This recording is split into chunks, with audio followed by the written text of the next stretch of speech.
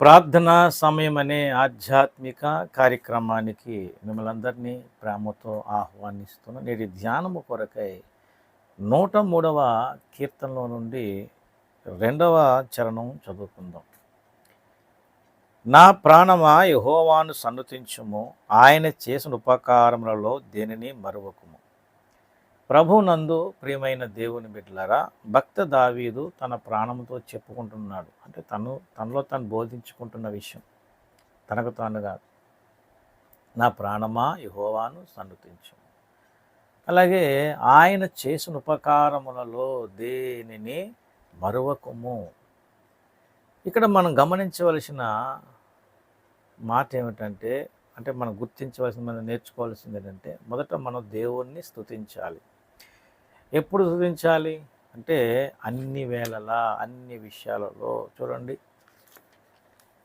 తెస్సలోనిక సంఘానికి పౌలు రాసిన మాట చూస్తే 5వ అధ్యాయము 16వ వచనం, ప్రతి విషయమందును కృతజ్ఞతాస్తుతులు చెల్లించుడి, ఎలాగు చేయుట యేసుక్రీస్తునందు మీ విషయములో దేవుని చిత్తం. ప్రతి విషయములో కనుక మనము స్తుతి చెల్లించుట అనేది చాలా ప్రాముఖ్యం. దేవుడు మన పట్ల చేయుచున్న కార్యాలు, ఆయన చేసిన ఉపకారములు ఏంటి, మన పట్ల ఆయన చూపుతున్న ప్రేమ, కృప, మనకు ఆయన ఇచ్చే ఆదరణ, ధైర్యం, ఇలా ప్రతి విషయంలో ఆయన చూపినటువంటి ఆ ప్రేమను బట్టి, ఇచ్చిన వాగ్దానం బట్టి. హెబ్రీ పత్రిక 13వ అధ్యాయంలో కూడా 15వ వచనం అంటారు, కాబట్టి ఆయన ద్వారా మనము దేవునికి ఎల్లప్పుడూ స్తుతియాగము చేయదము, అనగా ఆయన నామమును ఒప్పుకొనుచు జీవఫలం అర్పించుదము. కాబట్టి ఎల్లప్పుడూ స్తుతియాగము చేయదు. అంటే మనం ఎల్లప్పుడూ దేవునికి స్తుతించే ఆ అలవాటు మనకు ఉండాలి. అంటే మన నోట ఎప్పుడు స్తుతి అనేది ఉండటం చాలా ప్రాముఖ్యం. ఏమండి, భక్తులు దేవుణ్ణి అలాగనే స్తుతించారు.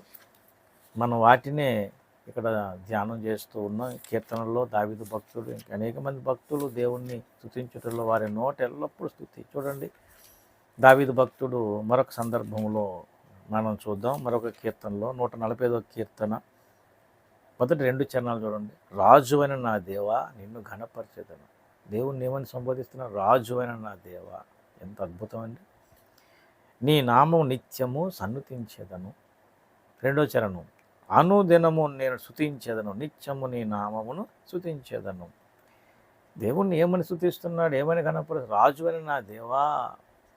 దేవుని బిడ్డలారా, మనము దేవుని ఎల్లప్పుడూ స్తుతించాలి, మనం ఘనపరచాలి. చూడండి 3వ చరణం, యెహోవా మహాత్మ్యము గలవాడు, ఆయన అధిక స్తోత్రము నొందదగినవాడు, ఆయన మహాత్మ్యము గ్రహింపశక్యము కాని.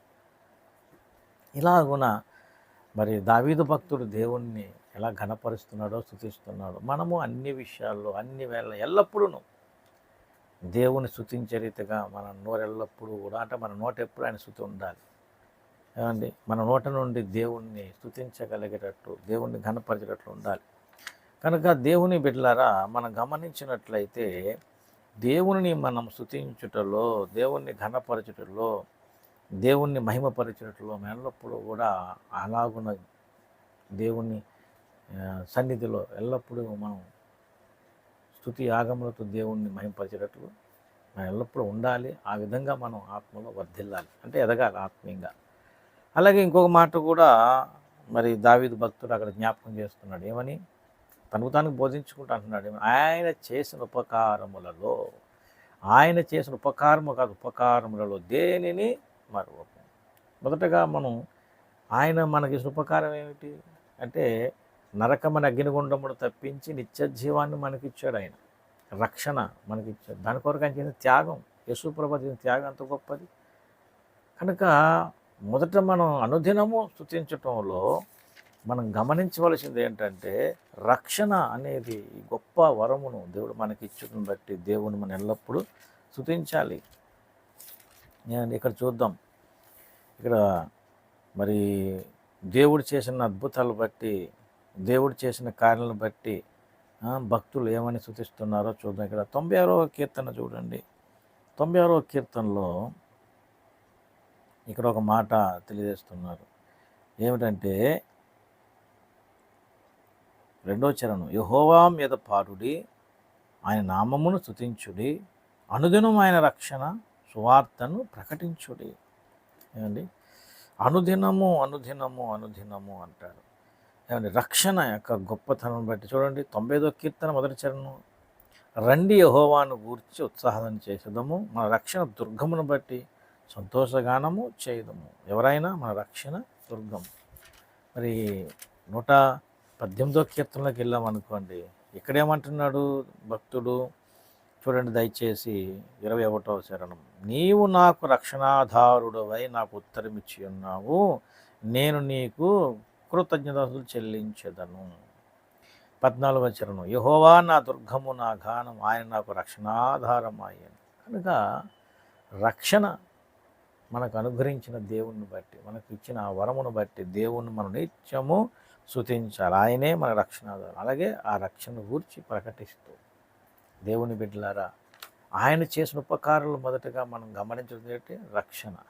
తర్వాత మన జీవితంలో మనకు ఎదురైనటువంటి అనేకమైనటువంటి పరిస్థితులు ఉంటాయి.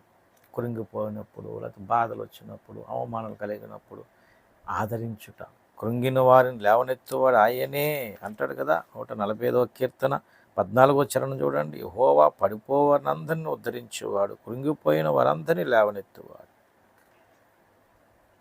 మనం కొన్నిసార్లు తొట్టిల్లిపోతుంటాం, కృంగిపోతాం, రకరకాల బాధలు అనిపిస్తాం. అలాంటప్పుడు కూడా ఆయన విడిచిపెట్టలేదు, జ్ఞాపకం తెచ్చుకుంటూ లేవనెత్తుతున్నాడు. కనుక ప్రతి విషయంలో అనుదినము ఆయన మనకు ఎన్నో ఉపకారాలు చేస్తున్నారు. మనకు ఆరోగ్యాన్ని ఇస్తున్నారు, ఆహారం ఇస్తున్నారు. ఏమండి, మరి అనేక విషయాల్లో మన ప్రయాణాల్లో, మన రాకపోకల్లో తోడై ఉంటున్నాడు. భోజన విషయంలో సహాయం చేస్తున్నాడు, మన ఆకలి తీర్చేవాడు.